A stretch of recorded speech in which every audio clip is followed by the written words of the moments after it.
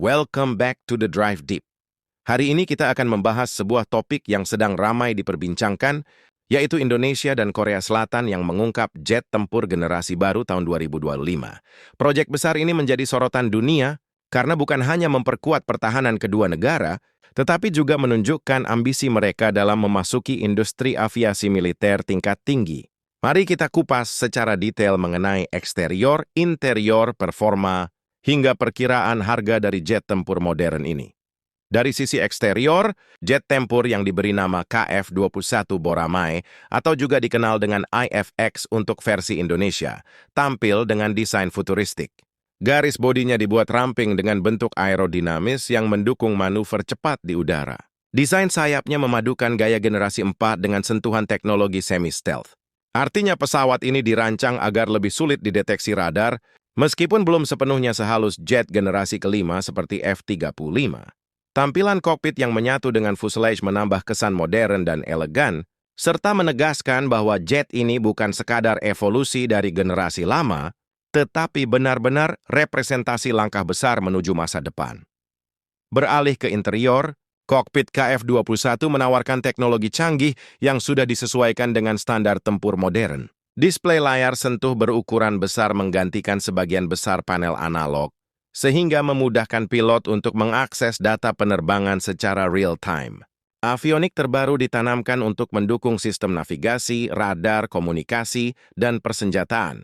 Pilot juga dibekali kursi ejeksi mutakhir serta sistem kendali fly-by-wire yang memberikan respons halus namun presisi. Dengan interior ini, seorang pilot bisa mengendalikan berbagai fungsi tempur dengan efisiensi tinggi sambil tetap menjaga fokus penuh di medan pertempuran. Sekarang kita masuk ke performa, bagian paling menarik dari jet tempur ini. KF-21 dibekali dengan dua mesin turbofan General Electric F4 Faplin yang mampu memberikan dorongan besar untuk mencapai kecepatan supersonik lebih dari Mach 1,8. Radius tempur yang luas membuatnya mampu menjangkau area strategis dengan cepat. Jet ini dirancang untuk membawa berbagai macam persenjataan, mulai dari rudal udara ke udara jarak pendek hingga rudal jarak jauh, serta bom presisi.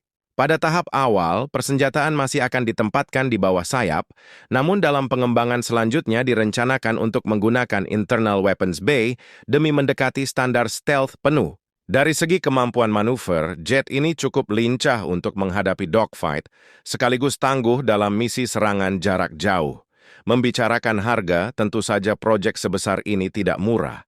Perkiraan harga per unit KF-21 berada di kisaran 65 hingga 70 juta dolar Amerika, tergantung konfigurasi dan paket persenjataan yang dipilih. Angka ini memang lebih tinggi dibandingkan pesawat generasi 4, tetapi jauh lebih rendah daripada jet generasi 5 seperti F-35 yang bisa mencapai lebih dari 100 juta dolar per unit.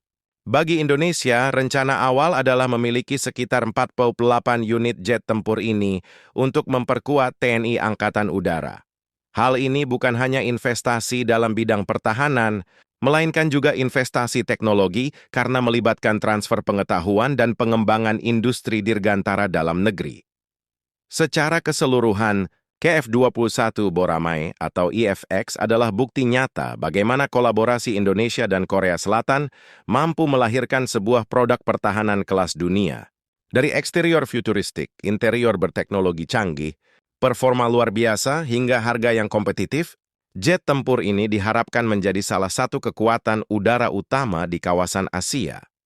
Proyek ini juga menunjukkan bahwa kedua negara tidak hanya mengandalkan pembelian dari luar, tetapi berusaha mandiri dalam membangun industri pertahanan yang strategis. Itulah pembahasan mendalam kita kali ini. Tetangga Indonesia dan Korea yang mengungkap jet tempur generasi baru tahun 2025. Terima kasih sudah menyimak The Drive Deep. Sampai jumpa di ulasan berikutnya.